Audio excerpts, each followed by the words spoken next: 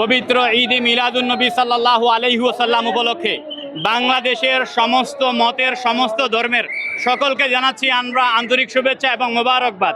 বিশেষ করে আমাদেরকে প্রশ্ন করা হয়েছে যে বাংলাদেশের কওমি মাদ্রাসার কিছু কিছু ছাত্র ভাই এবং আহলে হাদিস ঘরানার কিছু কিছু ভাই এই পবিত্র ঈদে মিলাদুন্নবী উপলক্ষে জশ্নে জুলুসের বা বিভিন্ন অনুষ্ঠানের বিরোধিতা করছেন।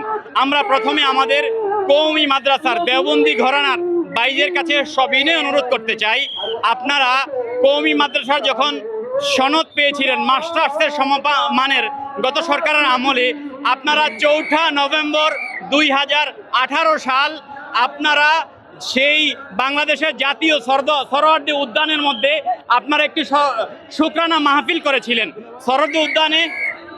হ্যাঁ জি, আপনারা সরোয়ার্দী উদ্যানে একটি শুকরানা মাহফিল করেছিলেন 4 নভেম্বর 2018 সাল।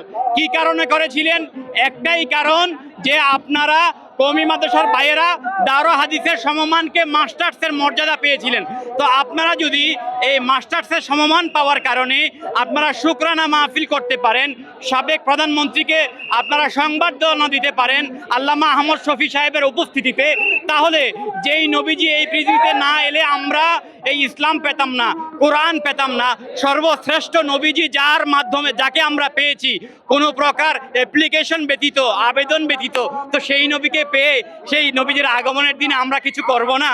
আমরা তো অবশ্যই করব। আমরা মানুষ, আমরা শুকরিয়া আদায় করতে হবে।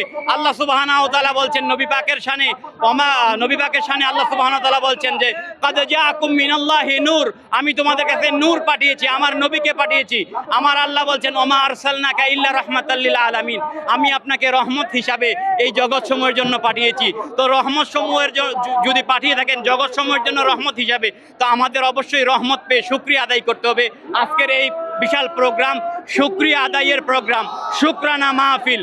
যদি কওমি মাদ্রাসার ছাত্র ভাইয়েরা আপনারা সরোয়ার্দী উদ্যানে দারুল হাদিসের সমমানকে মাস্টার্সের সমমান হওয়ার মাধ্যমে যদি পেয়ে থাকেন আপনারা সনদ, এটা শুকরিয়া আদায় করতে পারেন। রহমাতুল্লিল আলামিন নবী, দু জাহানের বাদশা নবীকে আমরা পেয়েছি, আমরা শুকরিয়া আদায় করব না?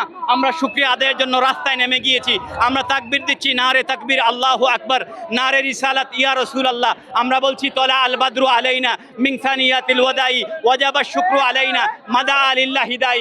আমার ভাইরা, পাশাপাশি যারা আমাদের আহলে হাদিসের ভাইরা রয়েছেন, আপনারা প্রত্যেক বছর তাবলিগি ইজতিমা করেন। এটা কি নবী জাপাকের জমানায় ছিল? এটা কি গত 100 বছর আগে ছিল, 150 বছর আগে ছিল? এগুলো কিছুই ছিল না। যদি আপনাদের তাবলিগি ইজতেমা জায়েজ হয়ে থাকে, টঙ্গীর ইজতেমা জায়েজ হয়ে থাকে, আমাদের কওমি ভাইদের শুকরানা মাহফিল জায়েজ হয়ে থাকে, 1000 বার নয় 100 কোটি বার থেকে আরও বেশি জায়েজ হবে দয়াল নবীজির আগমন উপলক্ষে এই জশ্নে জুলুসে ঈদ মিলাদুন্নবীর মাহফিল। কি করছি আমরা এখানে?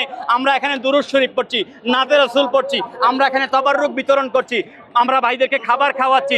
সর্বশেষ জোহরের নামাজ আদায় করব জামাতের সহিত এবং দুনিয়া এবং আখিরাতের সকলের জন্য আমরা দোয়া করব। এটা আমাদের কর্মসূচি। আমাদের কর্মসূচি আপনারা নিরপেক্ষ দৃষ্টিকোণ থেকে দেখলে অবশ্যই আপনারা জায়েজ এবং আমাদের সঙ্গী হবেন ইনশাআল্লাহ। আজকে আমরা এমন একটি সময় জশ্নে জুলুস পালন করছি যেই সময় মুসলিম মিল্লাতের একটি কঠিন সংকটময় মুহূর্ত যাচ্ছে, তবে তারপরও আল্লাহ রসুল সাল্লাল্লাহু আলাইহি ওয়াসাল্লাম আমাদের জন্য নিয়ামত, তিনি রহমত স্বরূপ আমাদের মাঝে প্রেরিত হয়েছে। সেই জন্য আল্লাহ পাক পবিত্র কোরআনে যে আমাদেরকে খুশি উদযাপন করার জন্য যে তাগিদ দিয়েছে, তারই অংশ হিসাবে আজকে আওলাদে রসুল আল্লামা সৈয়দ সাবির শাহ মাদ্দাজিলুল আলীর নেতৃত্বে আজকের এই জশ্নে জুলুস অনুষ্ঠিত হচ্ছে।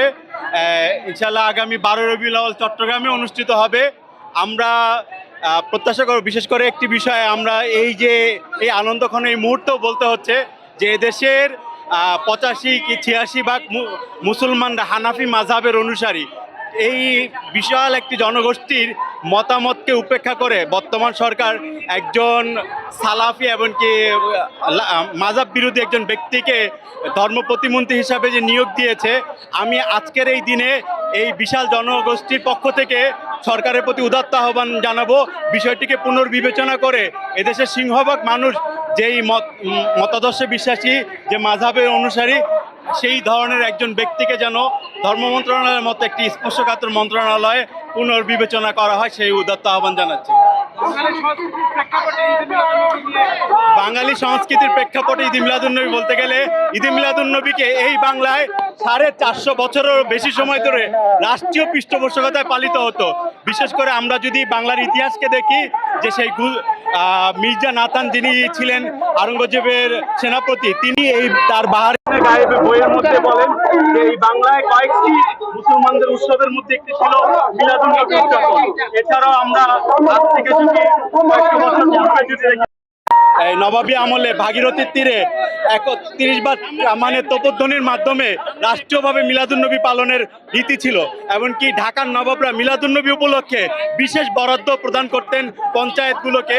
এমনকি আমরা যেটা মুনতাসির মামুনের স্মৃতিময় ঢাকার মধ্যেও পাই যে মিলাদুন্নবীকে কেন্দ্র করে এই বাংলায় একটা সাংস্কৃতিক আবেদন যেটি ছিল সেটি অনেক পুরনো। আমরা দেখি যে 1928 সালে ডক্টর মোহাম্মদ শহীদুল্লাহ, আজকে যেমনি করে আমরা জশ্নে জুলুস পালন করছি, ঢাকা বিশ্ববিদ্যালয়ে ডক্টর মোহাম্মদ শহীদুল্লাহর নেতৃত্বে 1928 সালেও জশ্নে জুলুস পালিত হয়েছে। এভাবে করে যদি বলতে চাই যে 1925 সালেও যে মুসলিম হল, ঢাকা বিশ্ববিদ্যালয়ে মুসলিম হল, সেই মুসলিম হলেও ঢাকা বিশ্ববিদ্যালয় কর্তৃপক্ষের পক্ষ থেকে মিলাদুন্নবী উপলক্ষে আলোচনা এমনকি মিলাদ মাহফিল অনুষ্ঠিত হতো।